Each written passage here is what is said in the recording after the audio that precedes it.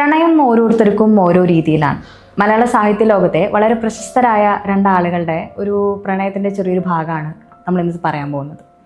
ഈ ഒരു ഭാഗത്തിലെ ഏറ്റവും ഭംഗിയുള്ളൊരു കാര്യം എന്ന് പറഞ്ഞു കഴിഞ്ഞാൽ, ഈ പ്രണയിക്കുന്ന വ്യക്തിക്ക് മറ്റേയാൾ അയച്ചു കൊടുത്തിട്ടുള്ള പ്രണയലേഖനത്തിൻ്റെ ഒരു ഭംഗിയാണ്. പ്രണയലേഖനം ഇങ്ങനെയാണ്, കേൾക്കുമ്പോൾ കുറച്ച് വിചിത്രമായിട്ടൊക്കെ തോന്നും. പക്ഷെ അതെങ്ങനെയാണ്, ഒരു നീല പേപ്പറിൽ ഒരു വലിയ പച്ചക്കുതിരയെ പിടിച്ച് അല്ലെങ്കിൽ പച്ചത്തുള്ളനെ പിടിച്ചിട്ട് തല്ലിക്കൊന്ന് ഈ പേപ്പറിനകത്ത് മടക്കി അത് താൻ പ്രണയിക്കുന്ന ആളുടെ കോട്ടയത്തുള്ള അഡ്രസ്സിലേക്ക് പോസ്റ്റ് ചെയ്യാം. തീർച്ചയായിട്ടും അത് ആ ആൾ തുറന്നു നോക്കുന്ന സമയത്ത് അയാളുടെ മനസ്സിലുണ്ടാവുന്ന ആ ഒരു ചിന്തകൾ, അയച്ച ആളെക്കുറിച്ചുള്ള ആ ഒരു ഓർമ്മകൾ, അയാളുടെ മുഖത്ത് തെളിയുന്ന ഒരു പുഞ്ചിരി, ഇതൊക്കെയാണ് ആക്ച്വലി ആ അയച്ചു കൊടുത്തിട്ടുള്ള പ്രണയിനിക്ക് കിട്ടുന്ന സമ്മാനം.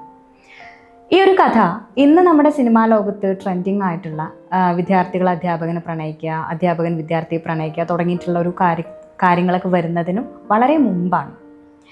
മലയാള സാഹിത്യ ലോകത്തെ, നാടക ലോകത്തെ കുലപതിയായിരുന്ന CJ തോമസ് ആണ് നമ്മുടെ നായകൻ. അദ്ദേഹത്തിൻ്റെ ഭാര്യ റോസി തോമസ് ആണ് നേരത്തെ ഞാൻ പറഞ്ഞ ഈ പച്ചക്കുതിരയെ തല്ലിക്കൊന്ന് കാമുകന് പ്രണയലേഖനം സമ്മാനിച്ച മഹതി. CJ മരിച്ചതിന് ശേഷം അവരുടെ ഓർമ്മകളെ ആസ്പദമാക്കി ഇവൻ എൻ്റെ പ്രിയ CJ എന്ന പേരിൽ റോസി തോമസ് എഴുതിയ മനോഹരമായ ഒരു ഓർമ്മക്കുറിപ്പുകളുടെ പുസ്തകമുണ്ട്. ആത്മകഥകൾ എന്നുള്ള ഭാഗത്തിൽ പണ്ട് കാലിക്കറ്റ് യൂണിവേഴ്സിറ്റിയുടെ BA വിഭാഗം വിദ്യാർത്ഥികൾക്ക് പഠിക്കാൻ വേണ്ടി നീലക്കടലാസിൽ പൊതിഞ്ഞ പച്ചക്കുതിര എന്ന് പറഞ്ഞിട്ട് ചെറിയൊരു ഭാഗം ഉണ്ടായിരുന്നു. ആ ഒരു ഭാഗം വായിക്കുമ്പോൾ നമുക്കൊരു ചെറിയൊരു കൗതുകം തോന്നും. എങ്ങനെയായിരിക്കും ഇവരുടെ പ്രണയം?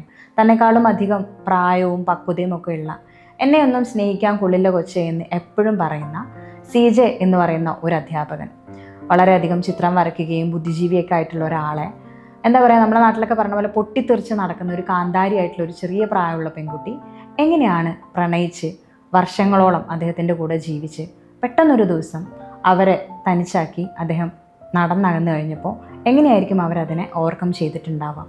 ഇവയൊക്കെ എല്ലാമുള്ള ഉത്തരമാണ് ഇവൻ എൻ്റെ പ്രിയ CJ എന്ന പുസ്തകം. മലയാള സാഹിത്യ ലോകത്തെ ഓർമ്മക്കുറിപ്പുകളുടെ കൂട്ടത്തിൽ വളരെ മനോഹരമായ പുസ്തകങ്ങളിൽ ഒന്നുകൂടിയാണ് ഇത്.